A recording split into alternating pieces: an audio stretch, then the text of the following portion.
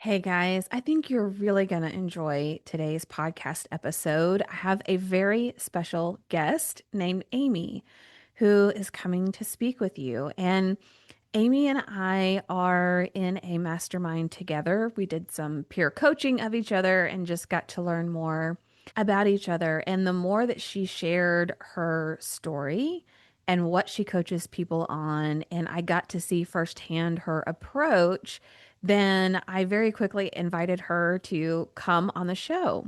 Amy's expertise is helping women lose weight, especially with emotional eating and some of the struggles that we have with food.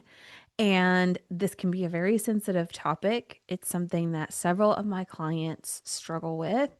And she just has a really great way of articulating why we emotionally eat, some things that we can do to help us, and do things in a way that's sustainable and doesn't feel hustly and strict and really hard. I invited her to come on the show. If you're interested in working with Amy one on one as a coach or being part of her group program, I highly recommend that you reach out to her. You are going to absolutely love her. So, let me introduce you to Amy. Amy is the founder of the Lose It Forever Weight Loss, which is a group coaching program. She's a weight loss coach for women who are convinced it's too late to change. Does that sound familiar? She helps you lose all your weight for the last time in a sustainable, doable process. After struggling with being overweight her whole life, she came to appreciate life coaching when she lost 80 pounds over the age of 54 with the help of a life coach. She's been at her goal weight since 2020 and became certified in 2022 through the Life Coach School. And she's been in business ever since. She lives just outside of Philadelphia, PA, in a rural community with her husband. They have a grown son who's 26, who's an accountant who also lives in Philadelphia. And in January of 2024, her mother in law moved into their in law suite with her sweet little dog, Mirandy. You can find Amy at all of the links that I put in the show notes here. You can also find her, Amy Scott Life Coaching online, and she has a free gift for you. All right, let's dive in. Welcome to the Brave Widow Show. I'm your host, Emily Tanner. The Brave Widow Academy is open for enrollment right now. If you're a widow feeling stuck, lost, or just ready to start living again but don't know where to start, this is your next step. It's the only program that gives you a clear, proven process to rebuild your identity, your confidence, and your life after loss. To learn more or to enroll today, just head to bravewidow.com/academy. I'll see you on the inside. Amy, welcome to the Brave Widow Show, and thank you for being willing to come on and share your story and your wisdom with us today. Thanks, Emily. And yes, I'm so thrilled to be here. Thanks for this opportunity. Yeah, I'm Amy Scott. I'm the founder of the Lose It Forever Weight Loss Program. It's a group coaching program, and I love helping women who are convinced that it's too late for them to change. That was my story. I was overweight my entire life. And with the help of a life coach, I was able to lose 80 pounds after the age of 55 and keep it off for the past it's over 5 years now. I just had my anniversary of being at my goal weight. So this had never happened to me before. So one of the things that I do is I have this group coaching program. I also coach one-on-one clients as well. And if you want, I'm happy to share a little bit about my story of how it all began, which is like I said, was struggled with my weight my entire life. I had my sort of come to Jesus moment was when I was actually in my 30s. So before that, I knew I was heavy. I struggled with it. I just thought it was not something that happened. But my husband, God bless him, loved me at every size. So it never impeded my life, my weight, my current weight. So I didn't really do anything about it. I was not a except for maybe the occasional, and you're in high school and you do the weight loss medication, or once in a while I might have peeked into Weight Watchers, but I didn't really do anything serious about it until I was in my early 30s. We were on a skiing trip in the Alps, in the French Alps. We were with another couple, and we went to go rent some ski boots. And my boots were too huge to fit into all those nice French ladies must not have big legs. And so I couldn't rent any ski boots. So I ended up having to go back to the chalet, like the walk of shame, and spend the day by myself while everyone else did this amazing thing, which is was on a bucket list of mine. I do love to ski. And that's when I realized, oh, if I don't do something about this, my life is going to pass me by. I'm too young for my life to start passing me by this early. So that's when I got really serious. I did join Weight Watchers and I did lose 60 pounds with Weight Watchers initially. However, then I got pregnant. We have one son. He's 26 now, and I gained the weight back. So it wasn't permanent. Mm. And I didn't really love the process. So then for many years, I was on that Weight Watcher roller coaster, the up and down, and oh, I'll try Weight Watchers again, and nothing stuck until I reached my 50s and hired my first weight loss coach.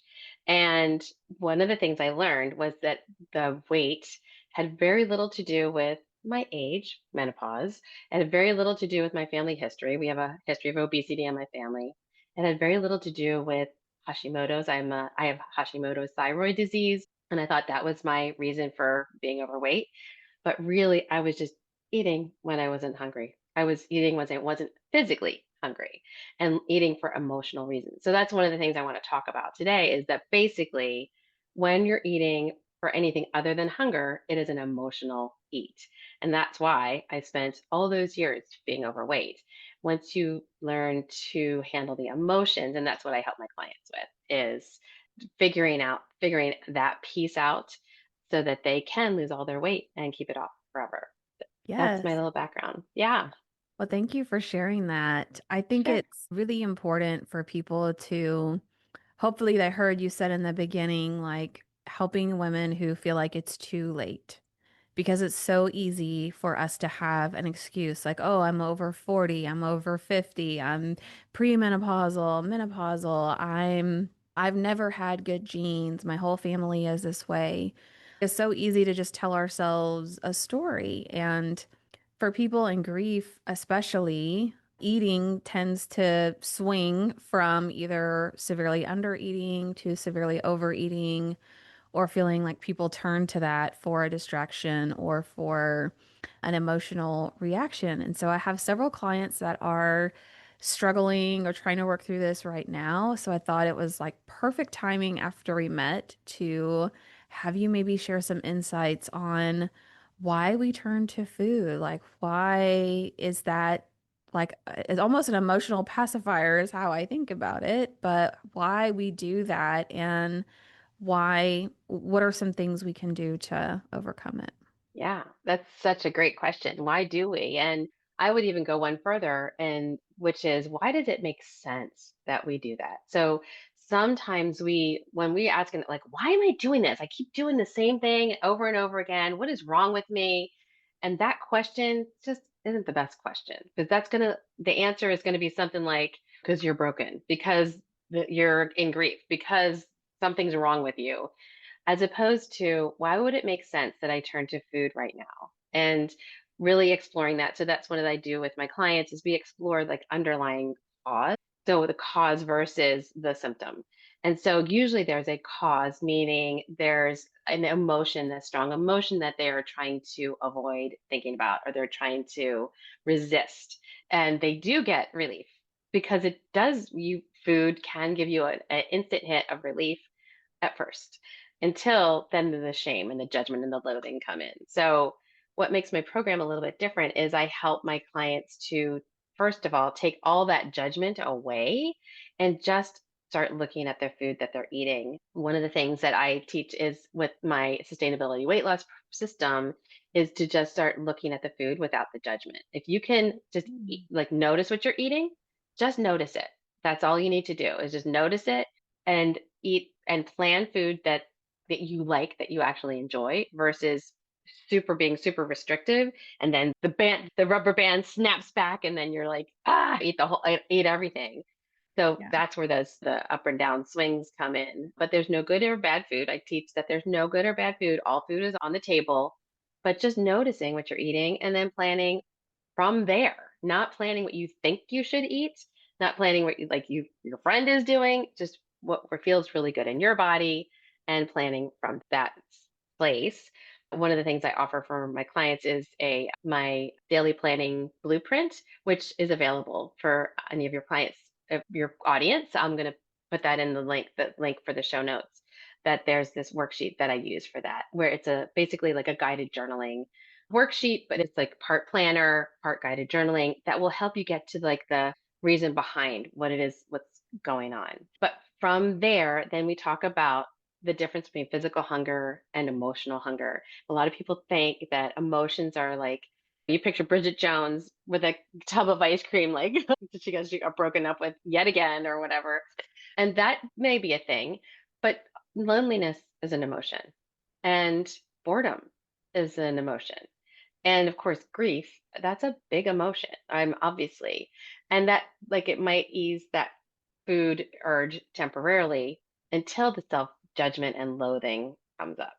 And then we get that's the real problem. That's actually the problem. The overeat itself, I always, and I'll or circle back to this again, but every overeat is an opportunity to figure out what's going on underneath the surface. That's your Mm. chance to see. There's always something, there's always a reason that we get a payoff for eating. That's one of the things that we spend quite a bit of time on is really digging into what could be the reason. And the the slip ups aren't the problem. Learning how to talk to yourself after you slip up, that's everything.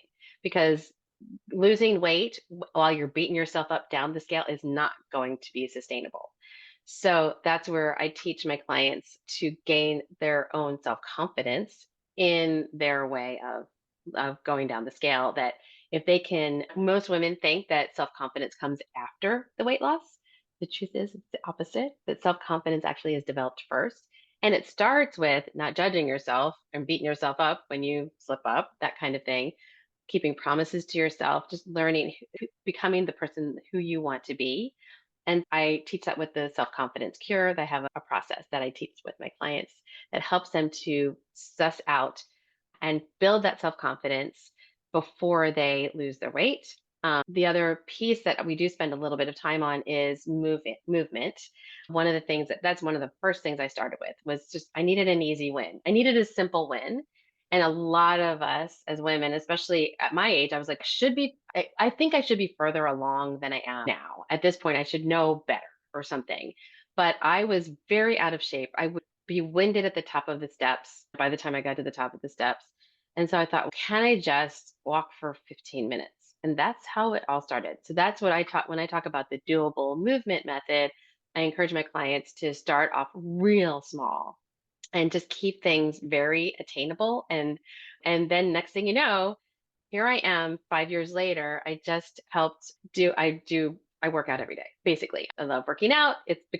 I've developed a better relationship with exercise.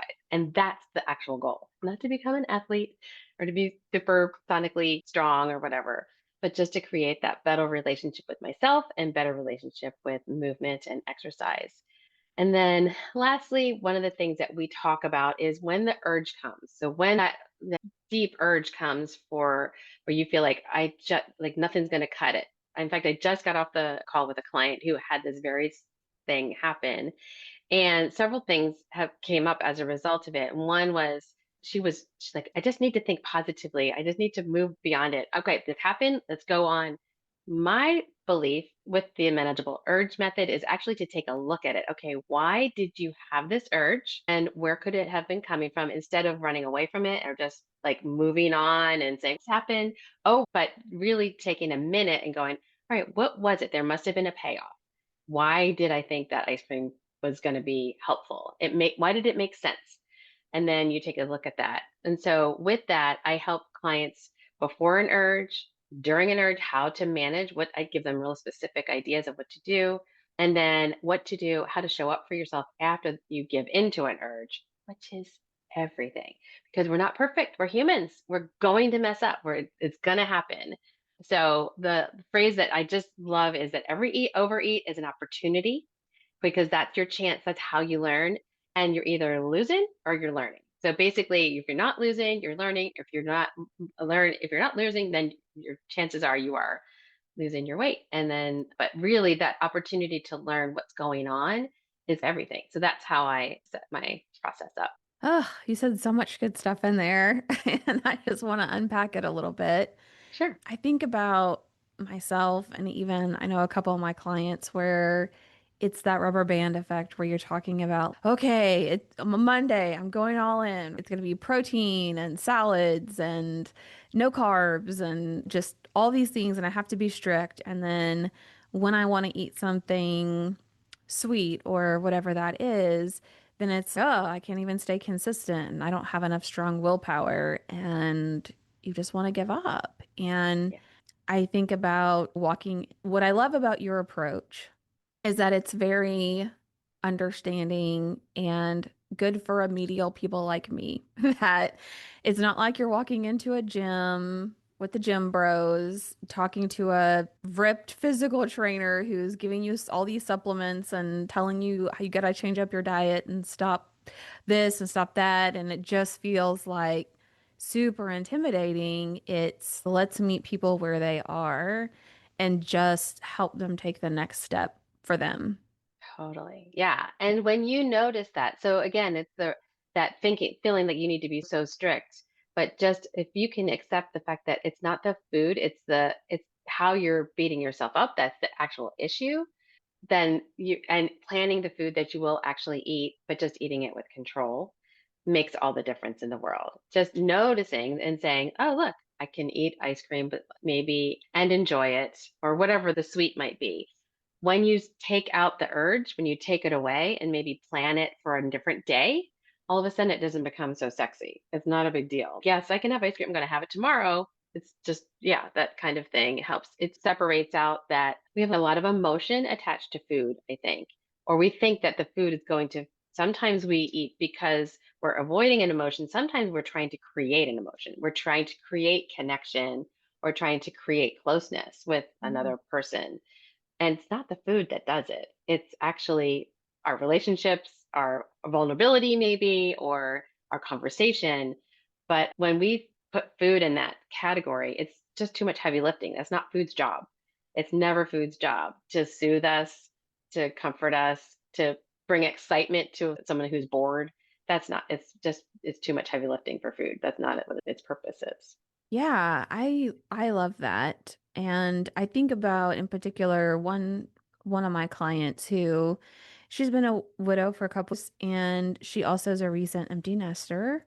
And so she finds herself incredibly lonely and out of a routine because now she can eat dinner whenever she wants and she doesn't have that other person there eating dinner with her. And, I'll eat three, I don't know, they're ice cream cones or sandwiches or something, like three a day. And I just feel like if that other person was here and we were having dinner together, I wouldn't need that or I wouldn't want it really. But it's like I can't help myself. And I think we often don't think about loneliness as being a reason why we would reach for food or a way of soothing ourselves or filling that void, but it's pretty common, I would guess. Absolutely. And that whole I can't help myself or the eating it and that's not quite doing it. So then you have another one and that's not quite doing it either. So the truth is you might get it like that initial payoff, but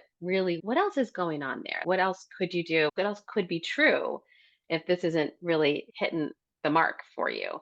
Then maybe there is something else to look at and just taking ownership of that you actually can help it. It is your hand that is putting the food in your mouth. So this is what my coach used to say. It's not your Hashimoto's that's the problem. It's your hand, your mouth. And I was like, oh, it's my responsibility. Oh, okay, okay, I got you. So that was what I needed to hear. So hopefully that makes sense. That resonates with someone. Yeah, Yeah, sometimes that's how we have to be told for it to sink sometimes. in. Yeah. Sometimes, yes, agree. And just allowing that there are times where you think just can't help it. That thought is super an interesting one because that makes you feel so powerless versus what, okay, maybe that feels that way, but is that really true? And so there was a time when I remember thinking that, and as I was losing my weight, when that particular thought would come up, I remember going, oh, we don't do this anymore. We don't think that thought anymore. That's not serving us. That's not really a helpful or useful thought. What could I think instead? And so that one in particular, there's several like that. I didn't need any deep dive into what was my emotional state at the time. It was like, no, that's actually not true. And what is true? And sometimes just going, nope, we're not going to allow that. I am the kind of person who doesn't think that anymore. I'm the kind of person who takes responsibility for the food, the hand that goes to my mouth. That's my job to take care of that. And that was a big shift for me. That took a little time, but it was a big shift. Yeah. Yeah. Yeah, I could see that for sure. And I loved your suggestion of planning it out. So if it is something that you want or something that you feel like you're craving, to delay it or to schedule it for another time. Because I think if we have our plan, we're less likely to write down, oh, on Friday, I want to eat 3 ice creams. Or you I can. might And put here's the one. thing. You can write that down. And once you see it in writing, you're probably going, that's not going to help me reach my goals. And I did used to do that. So I wrote down all my food that I was actually already eating. And then little by little, I didn't need 3 ice creams. And that's true. Like this is how it started for me. I did actually start with three, and then it was two, and then it was one. And it's all good. It's all okay.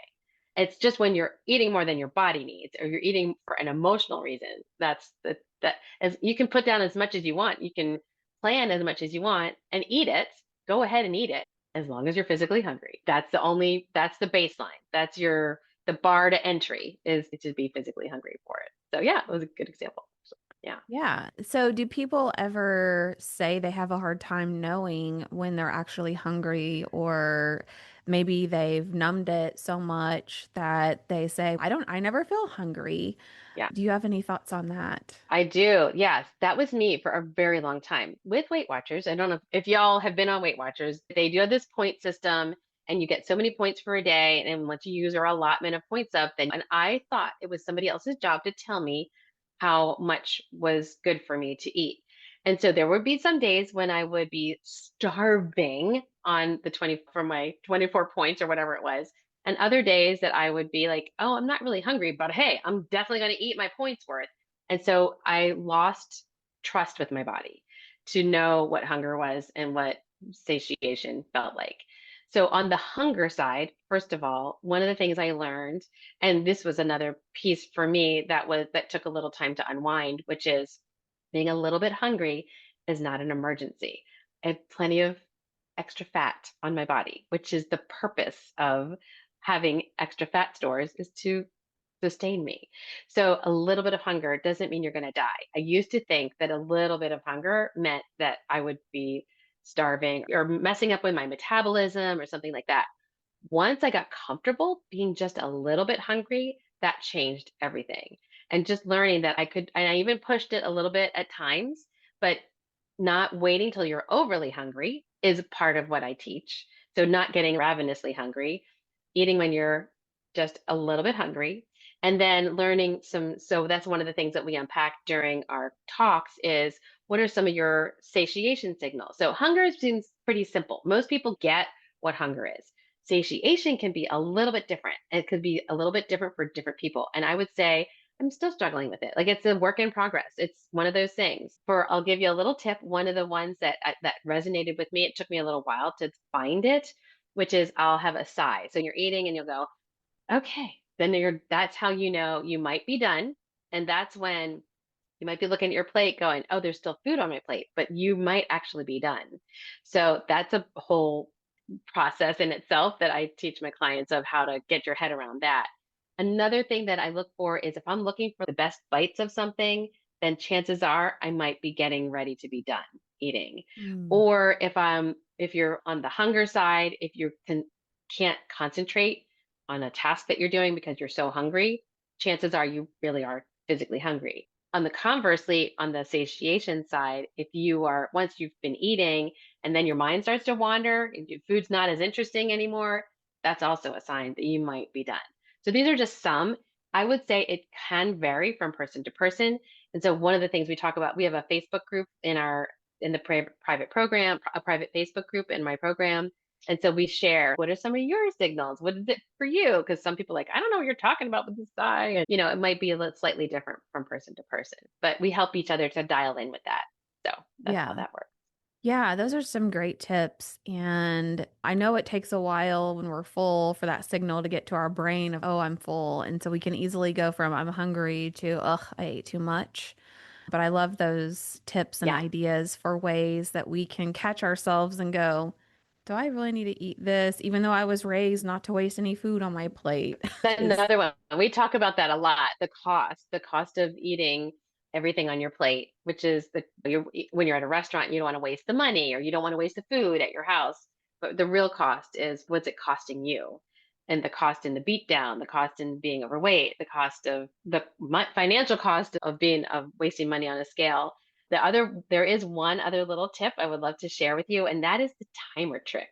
So when you're at that sigh, when you hit the sigh and you're like, all right, I'm done. But you've got this plate full of food. It tastes so good. Your stomach is, I'm not done. What do you mean? Or your brain's, I'm not done, but your stomach is because it takes that 20 minutes. That was a good point. That's when I do it. I set a timer. I either set it on my watch or I'll set it on my phone for just 3 minutes and just give myself like an interruption. And 9 times out of 10, and I tell myself, it's okay. You can eat it if you're physically hungry. If you are still hungry, go ahead and finish it up. 9 times out of 10, I'm not. No, 99 times out of 100, I'm not. Like that's it. That's all it takes is that little bit of time for your brain to register. Oh, we're good. You're actually okay. And that's how you can help stop overeating so much. yeah, that is really good. Having that interruption and just taking a pause and being like, I can eat Yeah. it, just not, I'm just gonna Yeah. wait a minute. So And it helps you feel safe because that doesn't feel great when you have a plate full of food and you're like, but I sighed. Oh, geez. Dang it.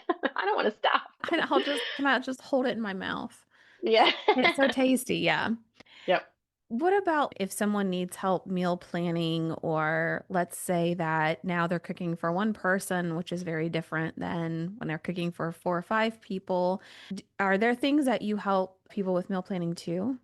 I don't spend a lot of time with that, quite honestly, but I will just say this, especially for women, one of the things we do talk about, if you've been feeding your family, I'm an empty nester myself.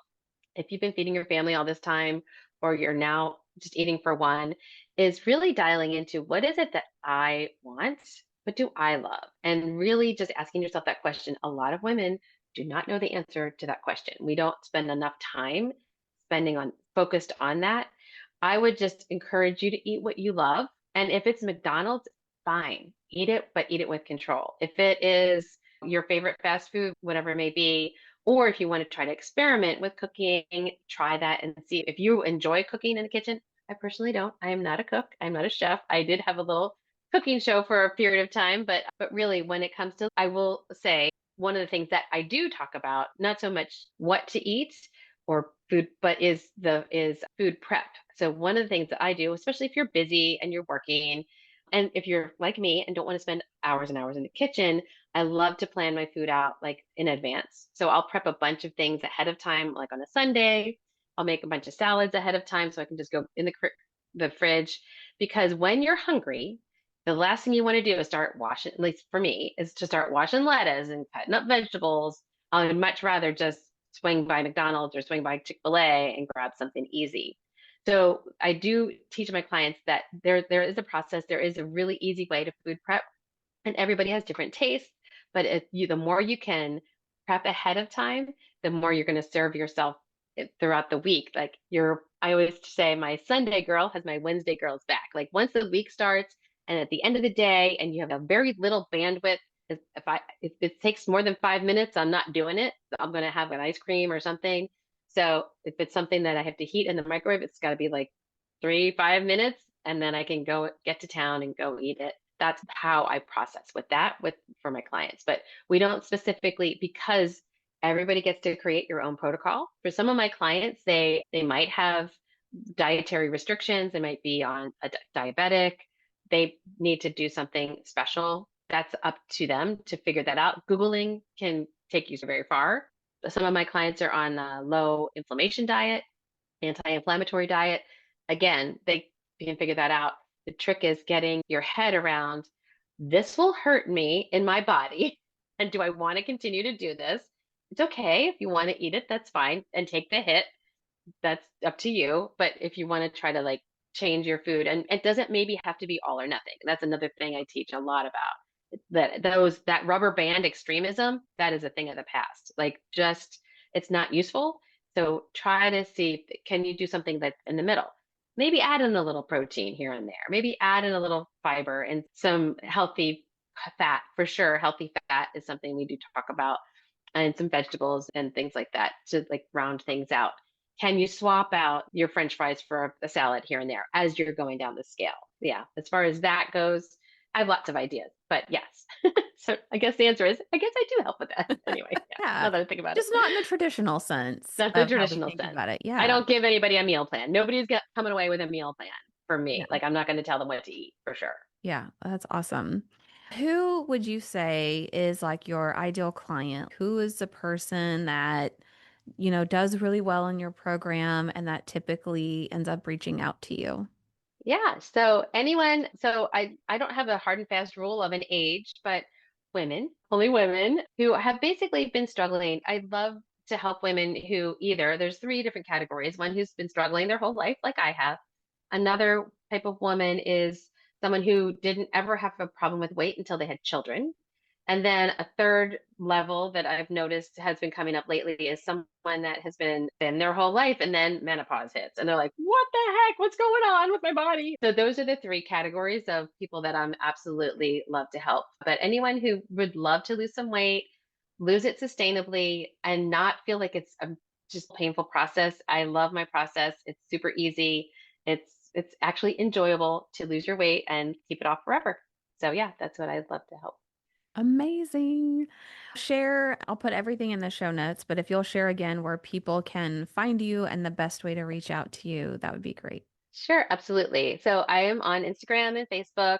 I also have a YouTube channel. Some of those, I have some of these things called Food Prep Lives over there, and some of my longer form trainings are all on my YouTube channel, Amy Scott Life Coaching. I'm under Amy Scott on Facebook and Amy Scott Weight Loss Coach on Instagram.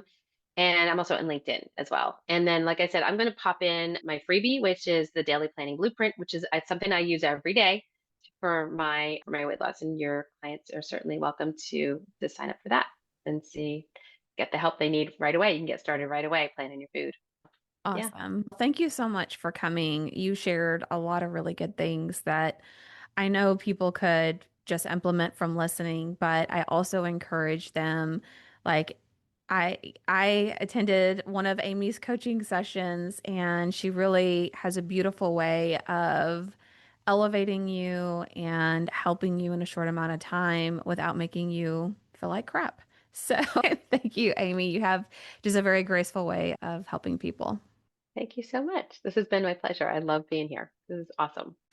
The Brave Widow Academy is open now, and it's where I help widows just like you move from surviving to living with a proven path, coaching, and a community of other widows who get it. If you're ready to take the next step, go to bravewidow.com/academy to join us. I'll see you on the inside.